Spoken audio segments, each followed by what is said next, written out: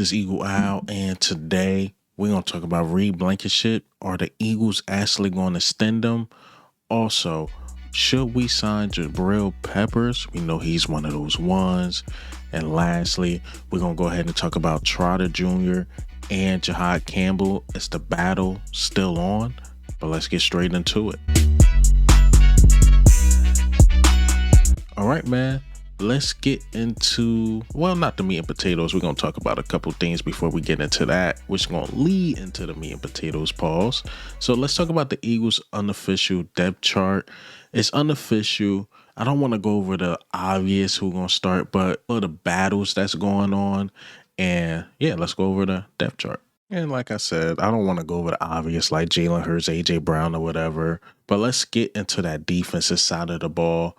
Let's first start with Jihaad Campbell and Trotter Jr. Like I said, the quick hits is going to lead into the main topics, but that battle looked like it's still going on. Look like they don't know who the official starter will be, Jihaad Campbell or Trotter Jr. I would say this, Trotter Jr. seemed more technically sound. Like he know what's going on. He know how to diagnose the play, and he could get there before anybody. Like he just know what's going on. The problem is that Jihaad Campbell is a freak of nature, meaning it doesn't matter. He's going to make his way. He's going to make the hits. He's not going to miss hits like Trotter Jr., but, you're going to get a guy that can get the sack, a guy that can cover. Like, you just get a worldly talent. Like, Trotter Jr. is starter caliber linebacker in this league.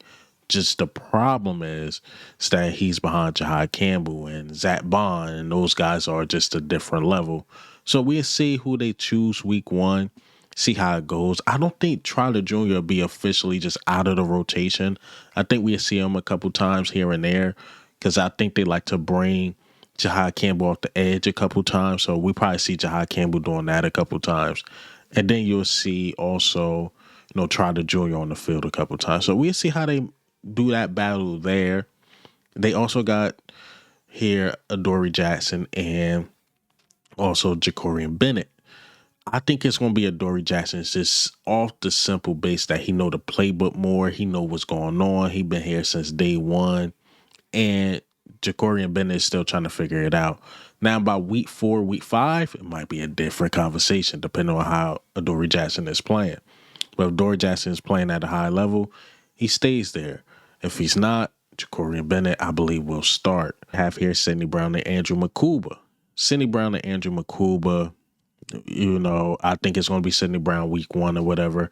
And it's just the same thing with Adoree Jackson. It's just like more of those things. If Sidney Brown is slipping, not doing what he's supposed to do, Andrew Mukuba heals up, that spot will be his. But I think if Sidney Brown's playing at a high level, he could hold on to that spot. What I don't like here, they have the punt returner and they have Cooper DeJean as the punt returner. I don't like it because it opens him up to injury.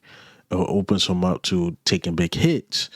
I don't like that. I thought he did fine as a punt returner too, the times Brenton Covey was hurt. But I don't like it. I wish Jihaad Dotson was first because, I'm not trying to say this to be funny, but you have a higher chance of winning games with Jihaad Dotson probably getting hurt than Cooper DeJean. And then plus, I think Jihaad Dotson will be like more of a threat doing it, but I don't know. I just don't like it. I really don't like it. Kick returner, the thing that throws me off is when I see AJ Dillon there. AJ Dillon and Will Shipley. AJ Dillon is not going to break away or anything like that. So we'll see if that changes. Brenton Covey, I'm going to go over like the practice squad moves as well. He wasn't even on there, so that let me know eventually Brenton Covey will be on a 53-man roster. So yeah, I just want to go over the battles. I didn't want to go over the obvious, and yeah, that's your unofficial depth chart right there. In other news, like I said, I'm going to go over the practice squad moves, who we signed, and what's going on, like who got cut. All right, so we finally signed Andre Estime and Aubrey Thomas to the practice squad. We released Terrence Marshall Jr. and Eli Ricks and placed Willie Lampkin on IR.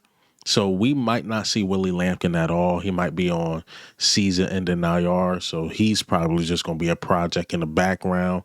Eli Ricks, I mean, we signed another cornerback, so that makes sense. And we have a lot of receivers. That makes sense. We let go Terrence Marshall Jr. because we just signed a receiver as well, and Javon Baker, who's expected to be on the practice squad. So it's going to be another practice squad move. So, yeah, those the two guys. Like I mentioned, Javon Baker wasn't officially announced by the Philadelphia Eagles, but there, reports out there like the Eagles signed him, looking to make space for, Javon Baker, who played for Alabama, another Alabama signing. We love the Alabama guys. So, yeah, man, those are a couple of the roster moves. And let's go over the Eagles captains. Actually, let's let Nick Sirianni say the Eagles captains. So your captains, all right? Saquon and Reed,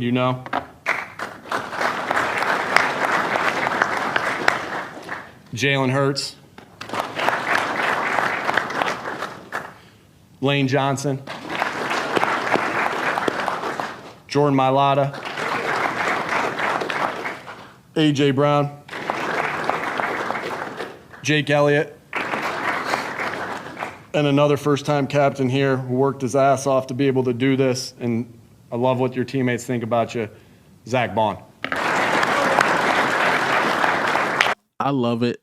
The first name I heard that sparked the idea, anything like that, or I thought about is Reed Blankenship. Everybody else pretty much been a captain already, and Zach Bond, shout out to him. He signed the contract. He's been the leader on the defense, so that makes sense. But yeah, Reed Blankenship stood out to me because is he going to get an extension or isn't he not going to get an extension? I don't know if I even said that right. I know people running with the narrative like, yeah, they made him a captain, so that must mean the Eagles see a lot in him, and that must mean he's going to get an extension. Well, I can say no. Last year, Darius Slay was a captain, and he's not an Eagle as of today. He's a Steeler. So I won't say that, but it does speak volumes about him. It does speak like the team see something in him. Like, he can lead a team. They see him as a quote-unquote core piece. So will he not? We just got to see how the season play out. We got to see how much money we working with. We got to see if Reed Blankenship really step up to that role. I like it for him. Congratulations. Like Slay said, the dude is a leader on the defense. And Slay is right. The Eagles see him as a leader. Slay said, in the locker room, he hold guys accountable. A lot of the young guys say that too. So shout out to Reed Blankenship. But to jump out the window and say he's going to get extended, I just don't know. I think we going to see how the season play out before he get extended. And I seen a Twitter account said I got inside information that, extension is coming soon. So we'll see. We'll definitely see. But I won't jump out the window he's a captain. I mean, he's getting extended. That's like saying last year, Slay is a captain, so that means he is going to stay in Philadelphia another year. Not really. So it doesn't really mean that. A safety's been out there, Jabrill Peppers.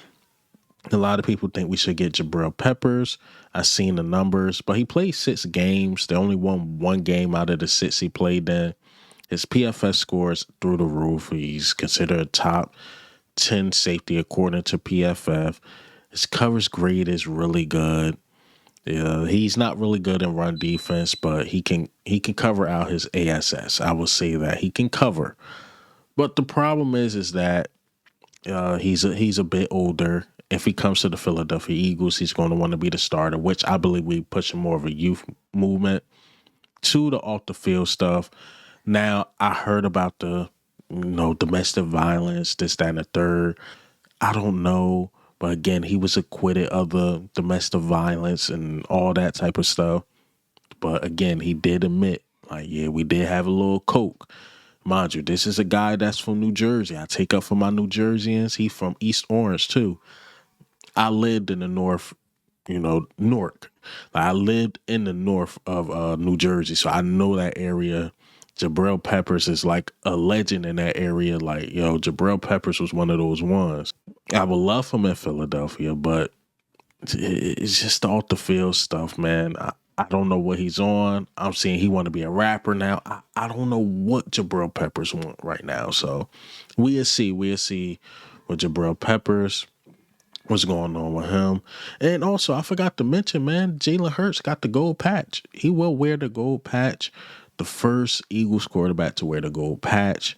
Again, shout out to Jalen Hurts, man. And what do you think of, how do you feel, man, about the moves, the roster moves? Jalen Hurts wearing the gold patch, the captains, Jabrill Peppers. Did I make sense on that? He could ball, but again, off the field stuff. Come on, man. Why you got the coconut? I don't know.